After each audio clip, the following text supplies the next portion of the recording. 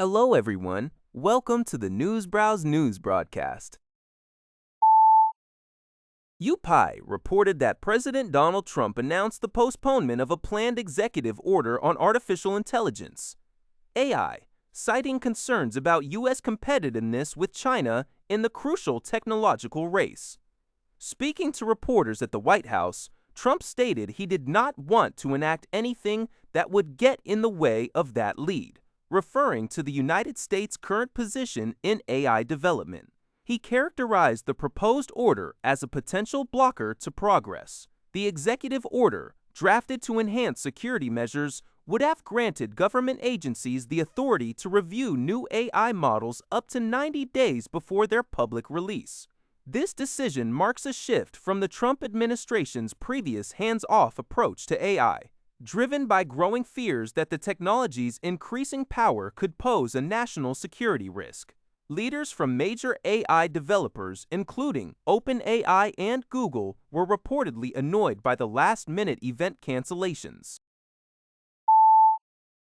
Al Jazeera reports that the United States Department of State has clarified that the recent cancellation of sanctions against Francesca Albanese, the United Nations Special Rapporteur for the Palestinian Territory, does not constitute a change in the government's policy. The department stated that the Trump administration was only compelled to remove Albanese from the Specially Designated Nationals (SDN) list due to a federal court ruling. The U.S. government has appealed this court order and intends to restore her name to the SDN list if the appeal is successful. The Trump administration initially sanctioned Albanese in July 2025 following her recommendation for the International Criminal Court, ICC, to issue arrest warrants for Israeli officials, including Prime Minister Benjamin Netanyahu. Albanese, a human rights expert, has been a vocal critic of Israel's policies towards Palestinians and has published reports detailing Israel's ongoing actions in Gaza, which many experts and rights groups, including Albanese, consider genocide. Her family filed a civil complaint challenging the sanctions as a violation of her constitutional rights, including free speech, leading to the preliminary injunction by U.S. District Judge Richard Leon.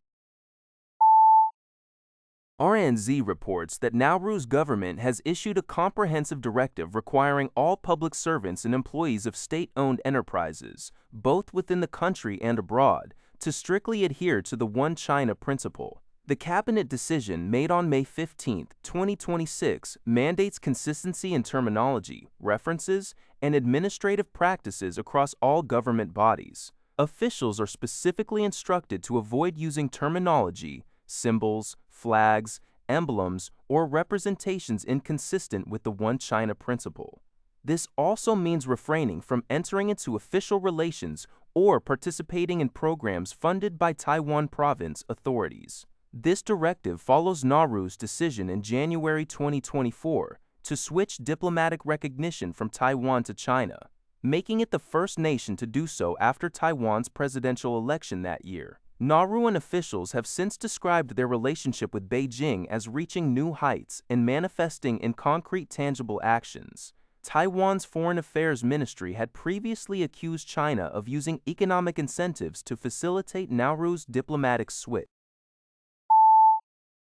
CBS News reports that the United States is increasing its Ebola prevention measures at airports to stop the virus from entering the country. These stepped-up efforts led to one flight being diverted to Canada on Wednesday evening. Ian Lee provided the report from Detroit. The measures aim to safeguard public health by enhancing screening and response protocols at entry points.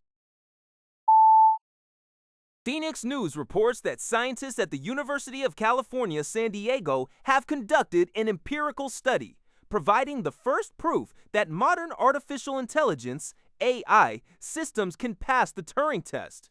The findings of this significant research were published in the latest issue of the Proceedings of the National Academy of Sciences. This marks a pivotal moment as it represents the inaugural rigorous application of the Turing test for the evaluation of large language models. The Turing test, a key scientific benchmark, was originally proposed by British mathematician and father of computer science, Alan Turing, in 1950. Its purpose is to assess whether a machine can mimic human conversation so convincingly that human interactors are unable to distinguish it from a real person.